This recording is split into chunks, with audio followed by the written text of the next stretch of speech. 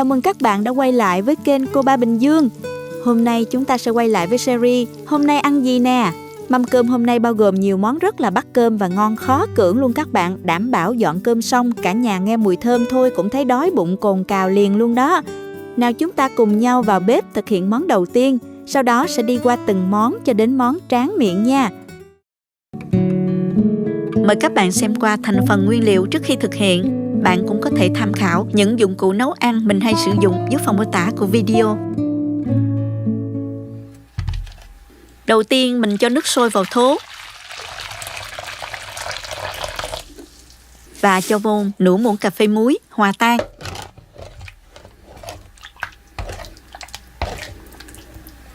Và đây là đậu hũ non, mình dùng 400g, cắt ra và mình cho vào đây ngâm trong khoảng 10 phút cho đậu được sạch ha. Sau đó các bạn vớt ra ha.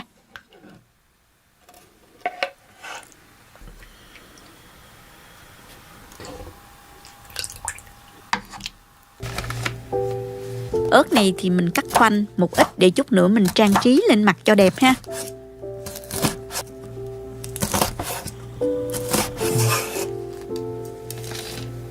Bước kế tiếp thì mình cho đậu hũ vào thố, dùng tay bóp nhuyễn ra. Lưu ý là món này mình dùng đậu hũ non sẽ mềm thơm và ngon hơn đó các bạn. Khi đậu hũ đã nhuyễn rồi thì mình cho vào đây 3 cái trứng gà để tạo độ kết dính cũng như là giúp cho món ăn béo thơm hơn. Nêm vào đây 1 muỗng canh nước tương, 1 muỗng cà phê bột nêm, 1 muỗng cà phê đường, 1 muỗng cà phê dầu mè để tạo vị thơm, nửa muỗng cà phê tiêu. Cuối cùng là 1 muỗng canh hành tỏi băm. Trộn cho thật đều.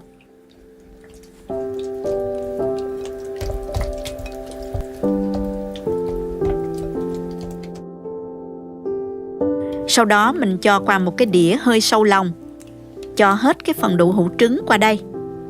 Và mình dùng muỗng dàn ra cho bằng mặt. Rồi mình cho vào xửng hấp nha. Nước trong nồi đã sôi rồi thì mình cho vào hấp luôn. Mình hấp với lửa vừa nha các bạn.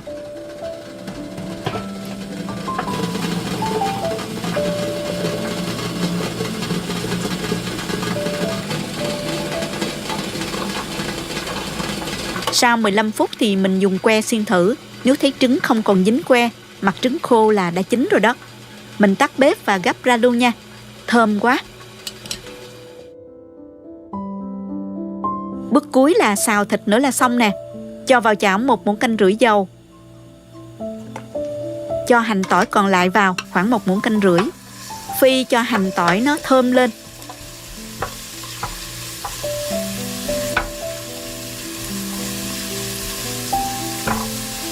Khi nghe mùi thơm và hành tỏi nó hơi chuyển vàng thì mình cho thịt vào xào. Dùng muỗng tán cho thịt tơi ra nha các bạn.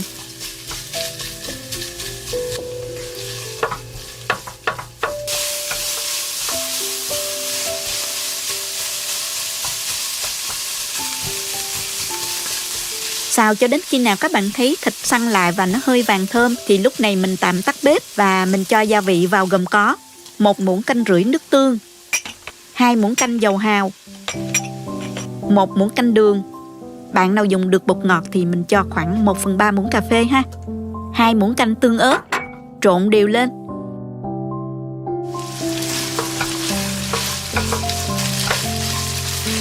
Tiếp tục cho thêm 1 chén nước. Hạ lửa nhỏ cho sôi riu riu.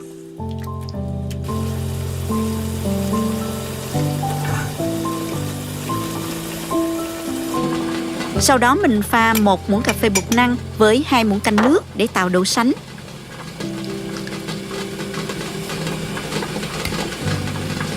Mình khuấy tan và mình cho vào từ từ. Khuấy đều hỗn hợp lên. Đó, nó sánh như vậy là được rồi nè. Lúc này các bạn nếm thử và điều chỉnh theo khẩu vị gia đình ha. Mình tắt bếp và cho hành lá cắt nhỏ vào.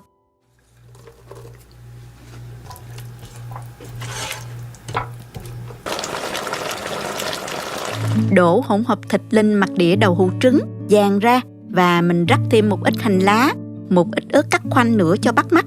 mình cùng nhau làm món kho quẹt hấp dẫn này nha. Món ngon dân dã, rất dễ ghiền của người miền Nam. Cách làm và nguyên liệu đơn giản, thời gian thực hiện nhanh. Nồi kho quẹt hương vị đồng quê mộc mạc là ý tưởng để thay đổi khẩu vị cho bữa cơm gia đình. Chúng ta cần chuẩn bị vài nguyên liệu đơn giản như sau.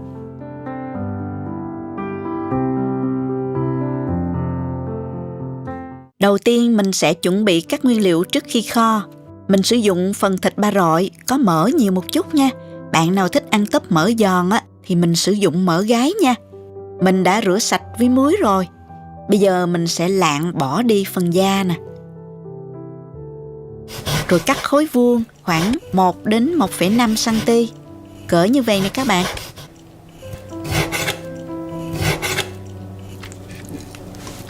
Ớt thì mình bỏ cuốn. Bạn nào thích ăn cay nhiều á, thì mình đập chặt nó ra. Phần tiêu sọ này thì mình sẽ giã bể sơ thôi như vậy nè. Khi ăn trúng hạt tiêu thơm lắm. Cho nhánh tiêu xanh vô cối giã dập sơ luôn ha. Tiêu này là tiêu non, không cay nhiều, còn rất thơm nữa. Nếu bạn nào có tiêu lớp á, thì sẽ càng ngon hơn. Phần tôm này á, thì mình cho nước ấm vào ngâm trong 10 phút cho tôm mềm. Rồi rửa sạch và để ráo nước nha các bạn.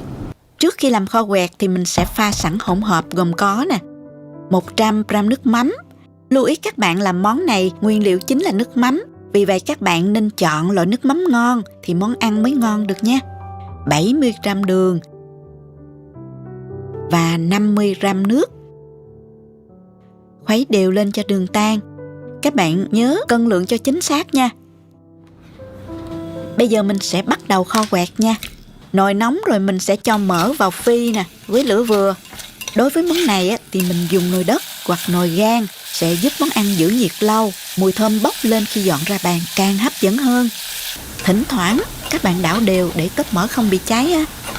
Ngày xưa đó các bạn, món kho quẹt này làm đơn giản hơn. Chỉ cần nước mắm, đường và tiêu kho cho sắc lại.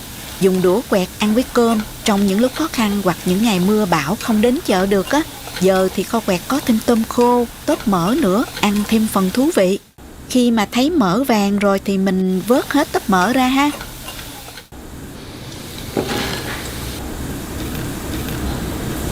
Lượng mỡ nhiều thì mình sẽ múc bớt ra, chừa lại trong nồi khoảng 4 muỗng canh là được.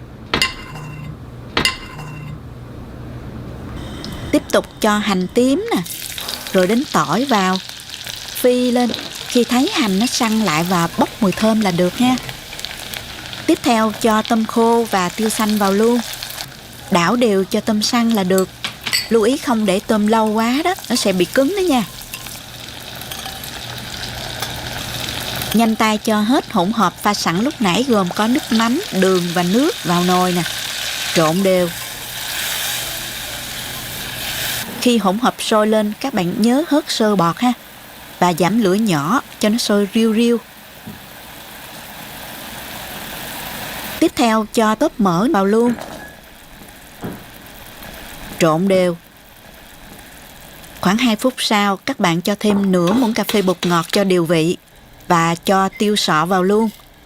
Lúc này mình sẽ cho thêm 1 muỗng canh tương ớt để tạo độ sánh cho món kho quẹt, đồng thời giúp tăng thêm màu sắc cho món kho.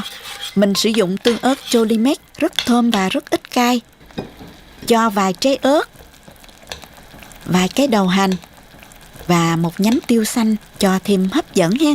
Mình cho hỗn hợp sôi riu riu khoảng 1 phút nữa là được nha.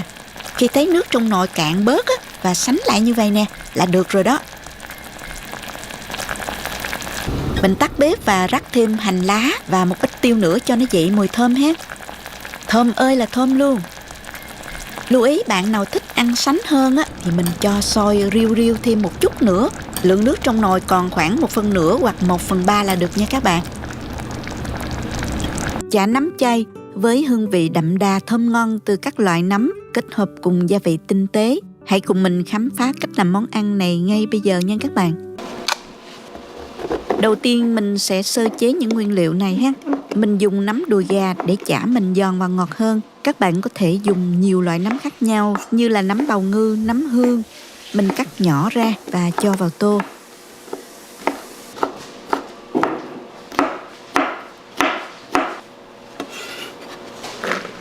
Mình dùng ở đây là nửa củ cà rốt, bào vỏ và mình cắt nhuyễn ra luôn.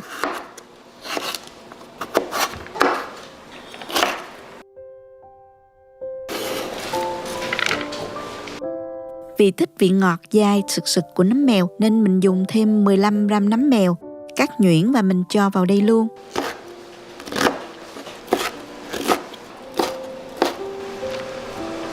Thêm một nhánh hành lá.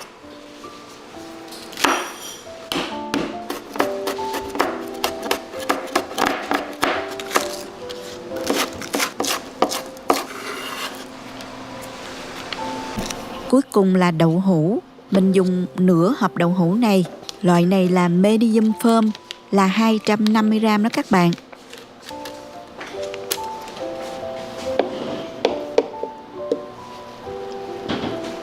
Cho vào tô và mình bóp nhuyễn, đồng thời hòa trộn vào những nguyên liệu khác luôn. Nêm gia vị cho phần chả được đậm đà hơn gồm có 1 muỗng cà phê bột nêm chay, 1 muỗng cà phê tiêu. Để cho chả của mình được kết dính, mình sẽ trộn vào đây 5 muỗng canh bột mì và 5 muỗng canh bột năng. Nếu không có bột năng thì các bạn có thể sử dụng bột mì thôi cũng được ha.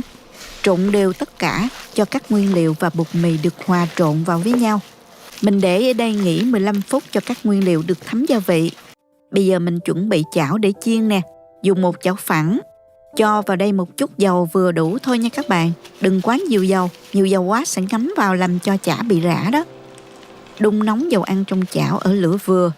Và mình lấy một lượng nhân vừa phải, nặn thành từng viên tròn hoặc là dẹt tùy theo ý thích. Mình vừa nắn vừa cho vào chiên luôn ha. Khi dầu đã nóng thì mình cho từng viên chả vào chiên.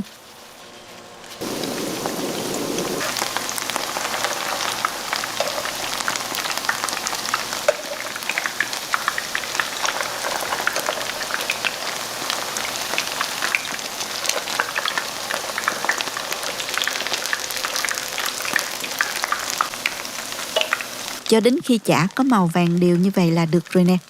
Vớt chả ra cho ráo dầu.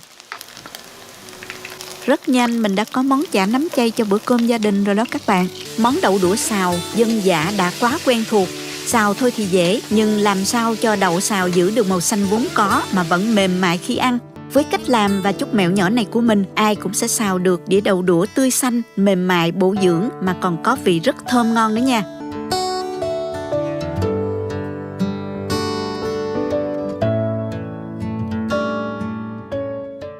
Hôm nay mình ra vườn hái đậu đũa nè. Đậu này nha trồng nè các bạn. Trái nhiều chưa nè. Mình hái vô để làm món ăn nha.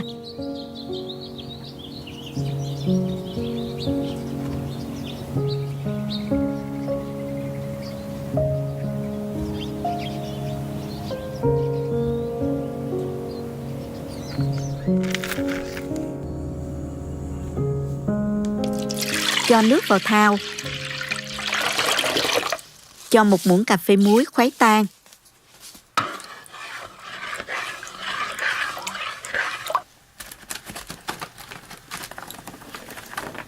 Chỗ đậu này là 400 gram. Mình cắt từng đoạn ngắn, chừng khoảng 5 cm như thế này.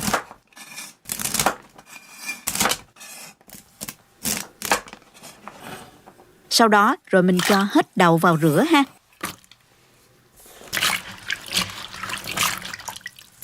Mình rửa lại với 2 lần nước nữa rồi vớt ra cho ráo hết các bạn. Để cho món đậu xào có thêm màu sắc thì mình dùng thêm một ít ớt chuông đỏ khoảng 60 gram. Cắt dọc nó ra, khoảng bằng bề ngang của đậu là được.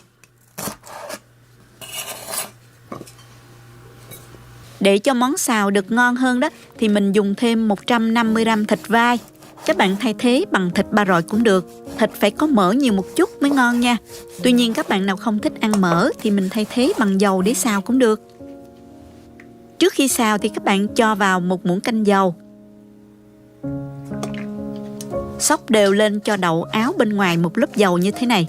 Lớp dầu này sẽ giúp đậu chín và giữ được màu xanh. Mình cho đậu vào sửng. Khi nước sôi thì mình đặt sửng vào hấp với lửa trung bình. Các bạn hấp thời gian 2 phút rưỡi ha. Không nên hấp quá lâu, đậu sẽ không ngon nha các bạn. Trong khi chờ đậu chín đó, thì mình pha sốt xào gồm có 1 muỗng canh nước tương, 1 muỗng canh dầu hào, 1 muỗng cà phê bột nêm, nửa muỗng canh đường, 1/3 muỗng cà phê bột ngọt, 1/3 muỗng cà phê tiêu. Khuấy đều lên cho tan gia vị.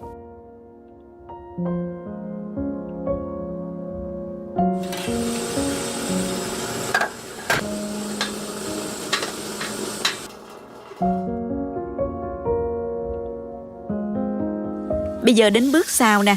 Cho vào chảo phần thịt vai lúc nãy, cháy cho thịt ra mỡ và vàng xém cạnh ha.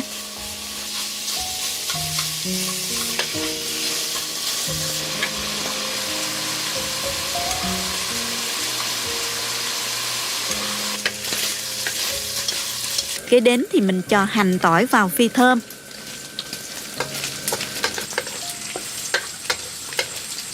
Tiếp tục cho ớt chuông vào, tăng lửa lớn, mình xào trong 30 giây. Sau đó cho đậu đã hấp vào. Mình đảo đều trong 1 phút và mình nêm sốt đã pha sẵn vào. Đảo đều khoảng 1 phút nữa cho đậu nó thấm sốt nha.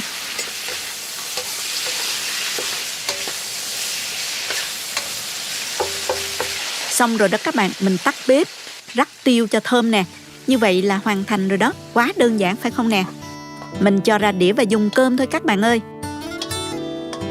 Chè đậu đen nước dừa trân châu hấp dẫn lắm nha. Món ăn chơi nhưng bổ dưỡng, thanh mát và tốt cho sức khỏe. Mình sẽ chia sẻ cùng các bạn bí quyết để nấu sao cho đậu đen mềm mà vẫn không bị nát. Hạt đậu đen ngấm vị ngọt chứ không lạc. Cả cách làm trân châu ngon và rất là dễ nữa.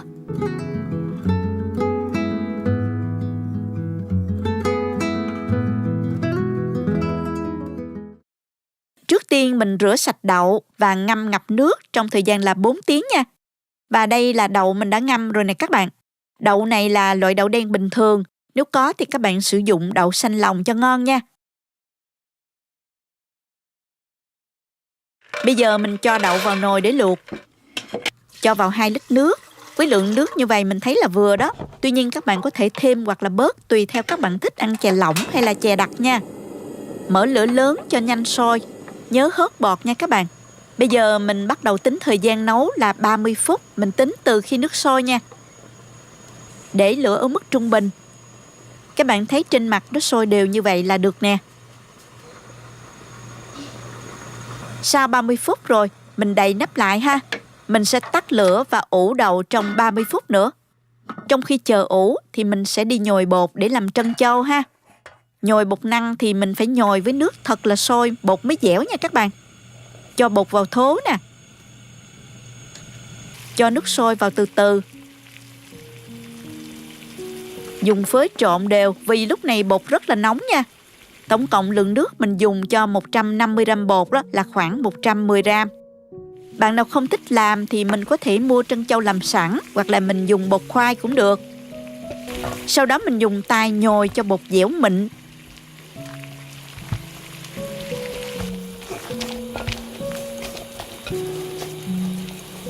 Kéo ra bột không bị gãy là được nha. Cách nhồi bột năng mình có chia sẻ thật kỹ trong clip bánh bột lọc và chè bột lọc. Mình có để link dưới phần mô tả. Bạn nào cần tham khảo thì vào xem nha. Nhồi xong thì mình cán bột. Độ dày khoảng 6 đến 7 mm. Rồi mình cắt bột thành từng thanh dài. Áo bột khô để bột không bị dính vào nhau ha.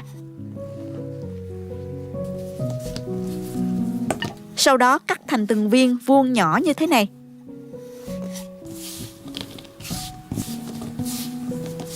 Khi nước sôi, các bạn cho bột vào luộc.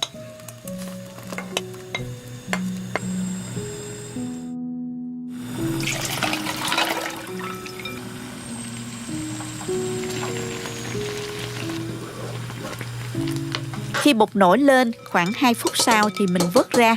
Cho vô trong thau nước đá để bột giòn và không bị dính vào nhau.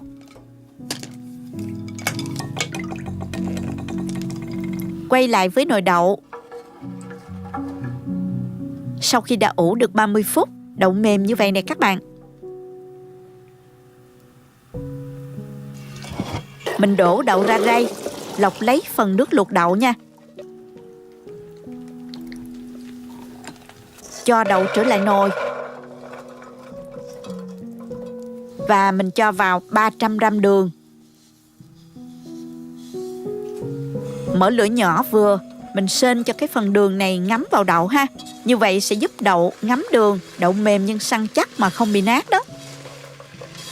Các bạn rim đậu trong 10 phút.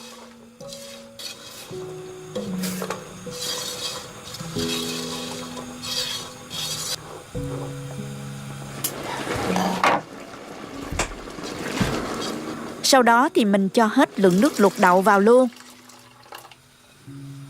Khuấy đều và mình mở lửa lớn cho nước sôi trở lại.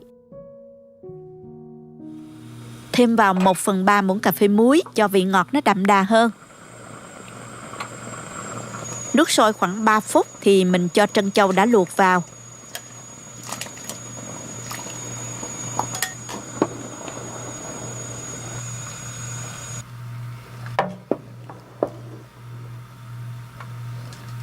Và muốn cho chè có độ sánh nhẹ, các bạn hòa tan 1 muỗng cà phê bột năng với 2 muỗng canh nước. Rồi mình cho vào từ từ. Khuấy đều lên.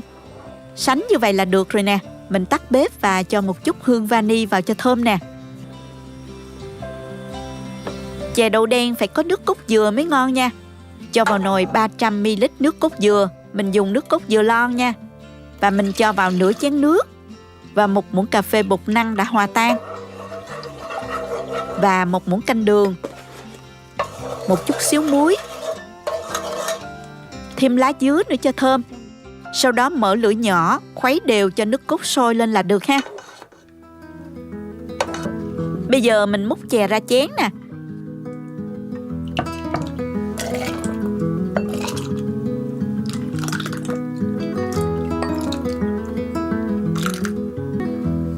Chan lên mặt nước cốt dừa.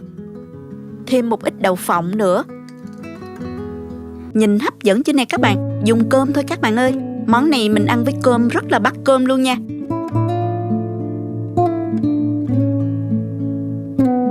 Sốt thịt rất thơm, vị đậm đà, hơi cay nhẹ và hương thơm của tương ớt kích thích vị giác, được kết hợp với vị bùi của trứng, vị béo của đậu hũ rất ngon và lạ miệng. Hương vị hao hao nó giống như là đậu hũ tứ xuyên nhưng cách làm lại đơn giản hơn rất nhiều. Bạn nào thích làm đậu hũ tứ xuyên, mình cũng đã có clip chia sẻ. Các bạn vào link bên dưới video phần mô tả để xem ha. Các món ăn đã hoàn thành rồi các bạn ơi. Chúng ta sẽ cùng nhau thưởng thức thành phẩm nha. Mời các bạn.